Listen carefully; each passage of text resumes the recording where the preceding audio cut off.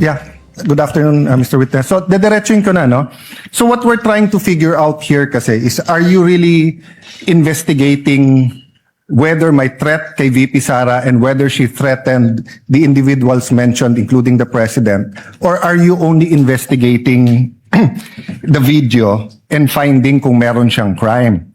So, I asked Agent John Mark Calilum, hindi daw niya kinausap ang sabi ko PSG, pero PSC na sila ngayon, di ba? Presidential Security Command. So Opo. did you speak to the Presidential Security Command about the threat on the President? Your Honor, in terms of correspondence between the Presidential Security Command at yung NBI, ang makakasagot po niyan yung Director. Kasi hindi ko alam kung may usapan po sila.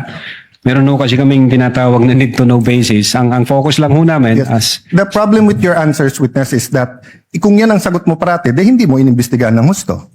Hindi ho. Because you didn't get the information from your intelligence. You did not get your information from the task force. You did not get your information from the Presidential Security Group. Did you talk to the CIDG? Your Honor, May you answer first. Did you talk to the CIDG? no, Your Honor. No. Hindi. But nag-imbestiga din sila, di ba?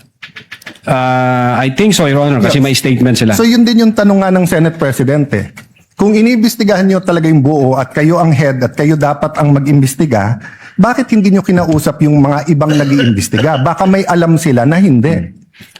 Yung usapan po na yan, it's a matter of intelligence.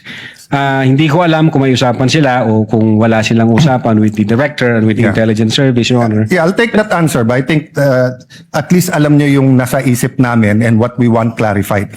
Secondly, sir, all of you, yung apat, you signed the February 10, February 2025 NBI Affidavit of Investigation. Tama po ba, di ba? Yes, Your Honor, our affidavit of Tapos investigation. kasama dito yung verification nyo, basically saying that based on the records, tama tong lahat, no? Verification ng ano po, Your Honor?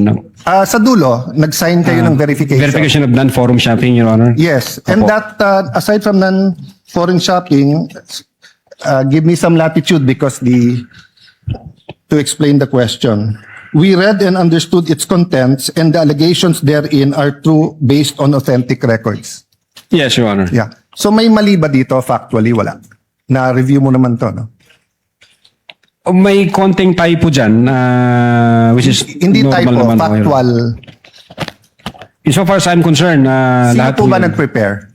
Ang team po namin with the... Tapos pinapirma sa inyo? Hindi ho, kami ho nagtulong-tulong mag-draft ng affidavit of investigation, kung ano yung legal basis namin, and then we agree, and we concluded na ito yun. Then someone typed it up, then you signed.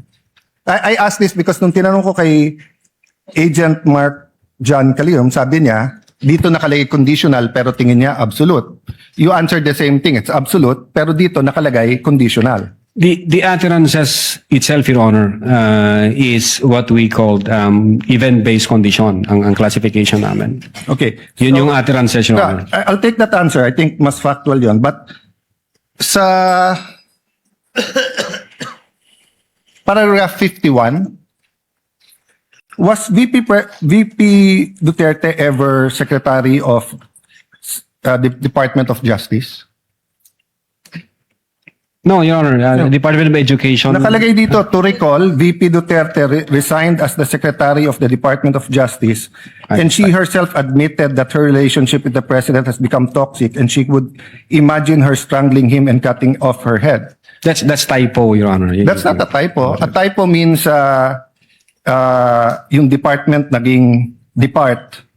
Department of Justice and Department of Education are two different things. Ang alam namin, sorry po. Yes, sir. Go ahead, sir. Yeah, Department of Education ang alam Yeah. namin. So, kasi I just filed my counter affidavit sa ombudsman about yung obstruction of justice. Ilang beses ko kailangan basahin kasi nga, pag may mali, pinirmahan nyo na sinasabi nyo, no? But anyway, going back to the condition, you mentioned the case of SPO2 Hamata. Yes, sir. But isn't it true that the lis mota of that case was really res judicata and double jeopardy? Meaning, hindi tinake up ng Supreme Court whether or not a condition. Yes, sir. Di ba? Opo. Oh, so that wasn't on point. Kasi I was going to ask, is there a difference if the condition is legal or illegal? Diba? So halimbawa, pag sinabi ko sa yung, pag natanggal akong Senate President, patatanggal din kita. Okay. Unang-una, legal naman akong tanggalin na Senate President. We always vote. There's nothing there. But if illegal, o pag pinapatay mo ko, papapatayin din kita. Is there a difference if the condition of why I will act or why I'm threatening you is an illegal act? Well, under the law, Your Honor, it says there that even the condition is unlawful. So, regardless of the nature of the condition, Yes. sir. No, I want to get lang into your mind when you sign this because nga medyo novel yung case to for me. Even as a lawyer, I have to do more research and see anong ibig sabihin nito grave threats dito because you keep mentioning we keep mentioning here that this is the second highest official in the land and therefore pag trinete niya ang pangulo. But who was the vice president claiming na pwedeng magpapatay sa kanya? Again, Your Honor, yun po yung reason ba't nag-issue kami ng subpoena. No, Gusto po sa reading nyo nung statement niya, sino tinutukoy ng pangulo na mukhang mag-ooperate sa kanya ng Operation Romanov? Sinong pinagbibintangan niya? Well, una, kung ang pag-uusapan Romanov, Your Honor, ang alam namin na unang nagbigkas ng Romanov ay si Mayor Baste yata noong January 2024. Yes. That's irrelevant. Ang question ko, in the mind of the Vice President, sinong pinagbibintangan niya na pwedeng magpapatay sa kanya? You said you investigated eh. So mahaba na testimony niyo ni Agent John Mark. So of course, kasama sa investigation niyo, sino sa mind ni Vice President magpapapatay sa kanya? Well, again, Your Honor, since wala kaming makuhang valid information. No, hindi ba klaro sa video na ang pinagbibintangan niya is the First Lady, the President, and the Speaker of the House? So sabi niya, pag pinatay ako, patayin mo silang tatlo. So ang pinagbibintangan niya na magpapapatay sa kanya, yung tatlo. I cannot answer to that, Your Honor. Senator Judge Allen, kindly wind up. Okay. But you have to be able to answer that because you're the one who investigated. And that is crucial. Why? Because part of your self-defense, so for example, if I know na sa senator judge, pag hindi ako bumoto one way or the other, papapatayin ako ng whatever, chief PNP or papapatay ako ng whoever. So pag sinabi kong, pag ako pinatay, si ganito nagpapatay sa akin. And then, ang difference, I don't usually give a threat na patayin mo rin.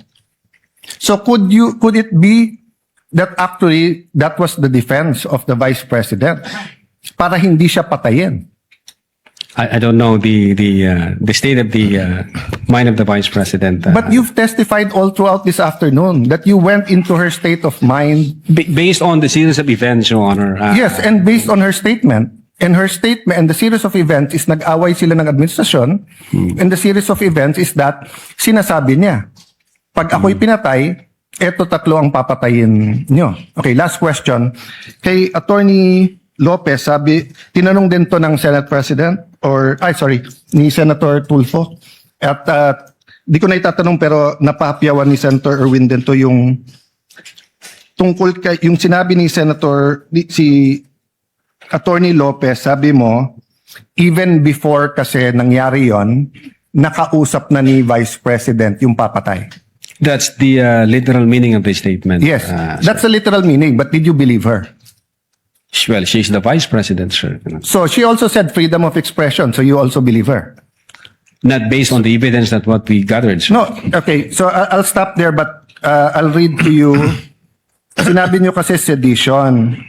Pero tignan niyo po yung page 25 nung sarili niyong affidavit ha.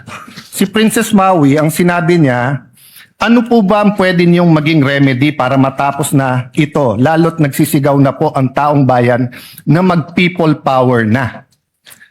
So actually, I would consider ang nag-uudyok si Princess Maui. Of course, we can discuss people power, but Pero tignan niyo po ang sagot niya after yung sa pagpatay. Ang laban ay wala dyan sa EDSA, ma'am. Wala dyan sa mga highway. Ang laban, ma'am, nandun sa loob ng palasyo. Yan ang problema. We appreciate yung expression nyo ng disgust, ang pagkamuhi, ang hopelessness, kasi it reflects kung ano nararamdaman ng maraming milyon-milyon. Alam ko yan, ma'am. Kahit saan ako pumunta, ang sasabihin, binoto namin dahil sinabi mo, iboto namin. So if I look at that statement, parang baliktad. Parang sinasabi niyang huwag kayo mag-people power.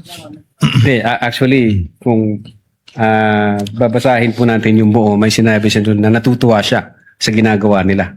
Sa ginagawa nila na active nagrarally. Pero sa people power, ito yung exact. But I won't argue with you. I'm just trying to get into your frame of mind. Yes, Your when Honor. do you believe her and when do you not believe her? And what did you actually investigate? We based everything on the evidence that we've gathered. Thank you, Presiding Officer. Thank you, Mr. Witness. Opo. Thank you, Sen.